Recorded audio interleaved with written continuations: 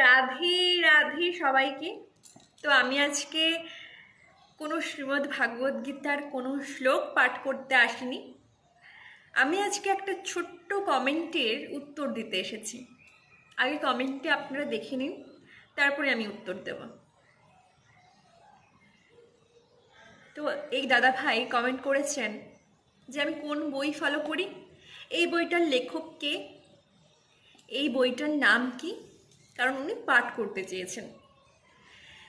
তো দাদা ভাই, আমি আপনার কাছে প্রথমেই ক্ষমা প্রার্থী, কারণ অনেকটাই দেরি হয়ে গিয়েছে আপনাকে বলতে।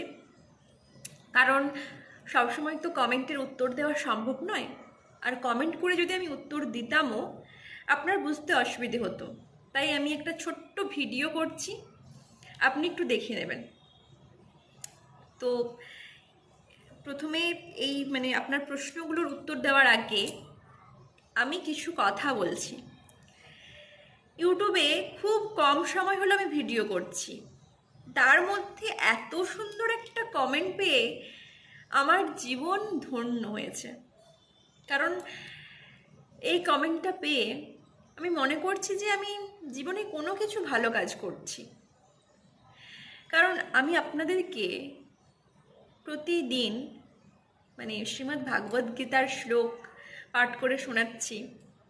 সেই কথা শুনে বুঝে কেউ যদি আগ্রহ প্রকাশ করে যে এই বইটার মধ্যে কি রয়েছে, এর পাঠ্যে কি রয়েছে, ভগবান শ্রীকৃষ্ণ আমাদেরকে কি বলে গিয়েছেন, আমিও শুনবো, আমিও বুঝবো, আমিও দেখবো কি আছে এই বইটার মধ্যে, এটা আমার কাছে চরম প্রাপ্তি দাদা ভাই। যে কেউ তো কমেন্ট করেছে, কেউ তো কমেন্ট করে জানতে চেয়েছে, সত্যিই আমি খুব খুশি আছি। তো যখন সোশ্যাল মিডিয়ায় কাজ করব ভাবি অনেক কিছু ভাবতে হয়। আমি প্রথমে ভেবেছিলাম যে সোশ্যাল মিডিয়ায় কাজ করছি এমন কিছু কাজ করব যাতে নিজেরও লাভ হবে এবং যারা দেখবে, যারা শুনবে, যারা বুঝবে তাদেরও লাভ হবে। শুধু নিজের লাভের কথা তো ভাবলে হবে না, সবার কথা ভাবতে হবে, সবার মঙ্গলের কথা ভাবতে হবে। এই যে আপনি কমেন্ট করলেন, এই যে আপনি ইচ্ছা প্রকাশ করলেন যে আমিও দেখব, আমিও জানবো এই বইটার মধ্যে কি রয়েছে, এটাই বা কম কি? যারা বাড়িতে শ্রীমদ্ ভাগবত গীতা পাঠ করতে পাঠ করার সময় পান না, তারা যদি আমার কথা শুনে বুঝে কিছুটাও যদি উপকৃত হয়, আমি কি বলবো, বলার ভাষা নেই আমার। এই কমেন্টটা দেখি আমি সত্যিই আমার ভাষা হারিয়ে ফেলেছি। কারণ কখনো ভাবিনি যে সোশ্যাল মিডিয়ায় কাজ করব। যখন সোশ্যাল মিডিয়ায় আমি কাজ করছি, তো সত্যিই এত সুন্দর একটা কমেন্ট পেয়েছেন দাদা ভাই আপনার কাছ থেকে, তো খুব খুশি আমি। তো আমি প্রথমে বলি যে এই বইটা আমি কোথা থেকে কিনেছি। তো 3 বছর আগে আমি যখন কলেজে পড়তাম তখন আমি এই বইটা কিনেছিলাম, কারণ এই বইটা আমার পাঠ্যে ছিল। আপনি বলবেন, আপনারা হয়তো বলবেন, আপনি শুধু না, আপনারা সবাই হয়তো বলবেন যে আপনি কলেজে পড়তেন তো এই বইটা কেন কিনেছিলেন, কি এমন সাবজেক্ট ছিল যে এই শ্রীমদ্ ভাগবত গীতা আপনার পাঠ্যে ছিল? তো সেটাও উত্তর দিই। আমি সংস্কৃত সাবজেক্ট নিয়ে অনার্স করেছিলাম। তো সংস্কৃত সাবজেক্ট নিয়ে অনার্স করা এই শ্রীমদ্ ভাগবত গীতা, বেদ, উপনিষদ সব কিছুই পাঠ্যে থাকে। তো যখন শ্রীমদ্ ভাগবত গীতা আমাদের পাঠ্যে রয়েছিল, যখন স্যার ম্যাডামরা আমাদেরকে পড়াতেন, বোঝাতেন, খুব ভালো লাগতো, খুব মনোযোগ দিয়ে শুনতাম। যখন স্যার ম্যাডামরা ভগবান শ্রীকৃষ্ণের লীলা কথা বলছিলেন, খুব মনোযোগ দিয়ে শুনতাম। যে আমরা কি বলবো, সত্যিই জীবন ধন্য যে আমি সংস্কৃত সাবজেক্ট নিয়ে পাঠ করেছিলাম। স্যার ম্যাডাম, এত সুন্দর স্যার ম্যাডামদেরকেও পেয়েছিলাম যারা নিষ্ঠার সহিত বুঝিয়েছেন। প্রতিটা কথা বুঝিয়েছেন। তো যখন স্যার ম্যাডামটা বোঝাচ্ছিলেন, আর সব শ্লোক তো পাঠ্যে ছিল না, কিছু কিছু শ্লোক পাঠ্যে ছিল। তো আমারও জানার খুব আগ্রহ বেড়েছিল যে আমিও জানবো, আমিও দেখবো এই বইটার মধ্যে কি রয়েছে, ভগবান শ্রীকৃষ্ণ কি বলে গিয়েছেন আমাদেরকে, আমিও দেখবো, জানবো। তো আমিও সন্ধেবেলা পাঠ করতাম অবশ্যই। তো সন্ধেবেলা পাঠ করতে করতে একদিন মনে হলো যে আমি যখন নিজে পাঠ করছি, আমি যদি এই কথাগুলো যদি ভিডিও করে আপনাদের মাঝে তুলে ধরি, আপনাদের যদি কিছুটা হলেও উপকৃত হয়, তাতেও অনেক কিছু। তো এই শ্রীমদ্ ভাগবত গীতা পাঠ করতে পেরে আমার জীবন ধন্য, আপনাদের মাঝে তুলে ধরতে পেরে আমার জীবন ধন্য। তো সংস্কৃত সাবজেক্ট নিয়ে পড়েছি মানেই এই নয় যে সব কিছু জানি, জ্ঞান মানে জ্ঞানের ভাণ্ডার আমার মধ্যে নেই। আমি যথাসাধ্য চেষ্টা করেছি আপনাদের মাঝে তুলে ধরার, ভালো লাগা থেকে করেছি।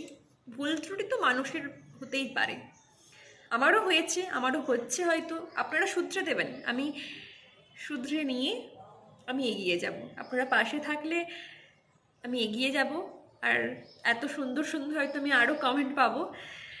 তো অনেক কথা বলে ফেললাম, মেন কথায় আসি। এই বইটার নাম হচ্ছে দাদাভাই শ্রীমদ্ ভাগবত গীতা যথাযথ। কৃষ্ণ কৃপাশ্রী মূর্তি শ্রীল অভয় চরণার বিন্দ, ভক্তি বেদান্ত স্বামী প্রভুপাদ, প্রতিষ্ঠাতা আচার্য আন্তর্জাতিক কৃষ্ণ ভাবনামৃত সংঘ ইস্কন, পরিমার্জিত সুলভ সংস্করণ। আমি এই বইটাও দেখিয়ে দিচ্ছি, আপনারা মানে আপনি কতটা বুঝতে পারছেন আমি জানি না, আমি ফটোটা দেখিয়ে দিলাম। এটা হচ্ছে ফ্রন্ট পেজ, ঠিক আছে? এর ফ্রন্টটা এরকম দেখতে হবে আর পেছনটা এরকম, ঠিক আছে? তো আরও যদি কিছু কমেন্ট থাকে অবশ্যই জানাবেন। সত্যি কথা আমি আজকে খুব খুশি যে আমার শ্রীমদ্ ভাগবত গীতা পাঠ শুনে কোনো মানুষের তো আগ্রহ প্রকাশ হয়েছে, ইচ্ছা প্রকাশ হয়েছে যে আমিও জানবো, আমিও দেখবো, আমিও বুঝবো ভগবান শ্রীকৃষ্ণ কি বলে গিয়েছেন, আমিও বইটা দেখব। তো যদি আমার কথা শুনে, আমার কথা বুঝে যদি দুজনেরও উপকার হয়, সেটাই বা কম কি বলুন? তো মানে সত্যি কথা বলতে ভগবানের জন্যেই কিন্তু এত কিছু, ঠিক আছে? ভগবানের জন্যেই মানে এত জন্ম পর মনুষ্য জন্ম দিয়েছে আমাদেরকে, ভগবানের ইচ্ছাতেই। এমনিতে তো মানে আমাদেরকে পাঠায়নি ধরিত্রীতে। ভগবান চেয়েছেন বলে এই পৃথিবীতে আজও আমাদের শ্বাস চলছে, ভগবান চেয়েছেন বলে আজও এই পৃথিবীতে কিন্তু আপনারা রয়েছেন। তো ভগবান যখন চেয়েছেন, আপনাকে মনুষ্য জন্ম করে এই ধরিত্রীতে যখন পাঠিয়েছে, তো ভগবানের কাছে তো একটু আমরা কৃতজ্ঞতা প্রকাশ করতেই পারি, তাই না? আমরা তো সবার জন্য সময় দিই, সবার জন্যে, সব প্রতিটা মানুষের জন্যে, প্রিয় মানুষের জন্যে, কিন্তু তাদের কাছে দুঃখ, কষ্ট, অপমান সব কিছু সয়ে আবার ফিরে আসি, কষ্ট পাই। কিন্তু ভগবানের যদি আমরা নাম নেই না, শুধু আনন্দ প্রকাশ হবে, কষ্ট এগুলো সব ভগবান দূর করে দেবে। ভগবানের নাম নিন, অবশ্যই প্রিয় মানুষদের কেন ছাড়বেন, কিন্তু ভগবানকেও তো মনে রাখতে হবে আমাদেরকে, যিনি মনুষ্য জন্ম করে পাঠিয়েছেন, তাই না? আমরা মানে ভগবানের জন্য এটুকু করতেই পারি। ভগবান আমাদের জন্য এত কিছু করছেন, আমরা শুধু কি করি, যে পরীক্ষা হচ্ছে না, চাকরি হচ্ছে না, মানে এই মানে ভালোবাসার সাথে ভালোবাসা চাই, ভালোবাসার সাথে বিয়ে হচ্ছে না, ভালোবাসার মানুষের সাথে বিয়ে হচ্ছে না, টাকা চাই, পয়সা চাই, এইসবের জন্য কি ভগবানকে মনে রাখা উচিত? আর অন্য কিছু কারণের জন্য আমাদেরকে ভগবানকে মনে রাখতে হবে না? ভগবানকে নিজেদের সদস্য বলে মনে করুন না, প্রতিটা মানুষকে যেমন সময় দেন, স্বামী, মা, বাবা, ভাই, বোন, সন্তান সবাইকে যখন সময় দেন, সবার জন্য মানে যখন সময় বরাদ্দ রয়েছে, ভগবানকেও একটু সময় দিন। ভগবান কিছু চায় না, ভগবান বলছেন আমাকে এত কিছু খাবার পরিবেশন করুন, এসব কিছুই বলছে না, শুধু চাই একটু ভক্তি। আমরা ভগবানের জন্য 10টা মিনিট বের করতেই পারি, 10টা মিনিট আমরা ভগবানকে শ্রবণ করতেই পারি, ভগবানের কথা শুনতেই পারি, শ্রীমদ্ ভাগবত গীতা পাঠ করতে পারি। তো আমি আপনাদের থেকে খুব ছোট, তো আমি বলবো ভগবানের নাম নিন, দেখবেন আপনাদের মঙ্গলই হবে, অমঙ্গল হবে না। একবার তো করে দেখুন। এই পৃথিবীতে না কেউ আপন না, কেউ না, না মা বাবা, না স্বামী, না সন্তান, কেউ আপন না। দিন শেষে কিন্তু এই ভগবান শ্রীকৃষ্ণই আপন, এই ভগবানরাই আপন। ভগবানের চরণে গিয়েই কিন্তু আমাদেরকে আশ্রয় নিতে হবে। সত্যিই পৃথিবীতে কেউ আপন না, কেউ নিজের না, ভগবান ছাড়া কেউ নিজের না। ভগবান আমাদের জন্য এত করছেন, ভগবান আমাদের জন্যে এই মনুষ্য জন্ম দিয়েছেন। আমরা মানে কি বলবো, ভগবানের জন্য আমরা নাম নিতে পারবো না? আমরা চাইলেই কিন্তু পারি ভগবানকে শ্রবণ করতে, আমরা পারি রাধা রানী স্বয়ং শ্রীকৃষ্ণের নাম নিতে। তো আমরা যখন পারি, আমরা মানে দুঃখের সময় কেন ভগবানকে স্মরণ নেব যে আমার টাকা চাই? ভগবানকে যখন দুঃখের সময় স্বাদ চাই, সুখের সময় তো ভগবানকে স্বাদ লাগবে, তাই না? ভগবান ছাড়া কিন্তু কেউ আপন না। একবার ভেবে দেখো যে আমি ভুল বলছি কি ঠিক বলছি। কেউ আপন না, কেউ না। এই পৃথিবীতে সবাই স্বার্থপর। না মা বাবা, না ভাই বোন, না আত্মীয় স্বজন, না স্বামী, না সন্তান, কেউ আপন না। কারণ আমি অনেক কিছু উপলব্ধি করে এই কথাগুলো বলছি।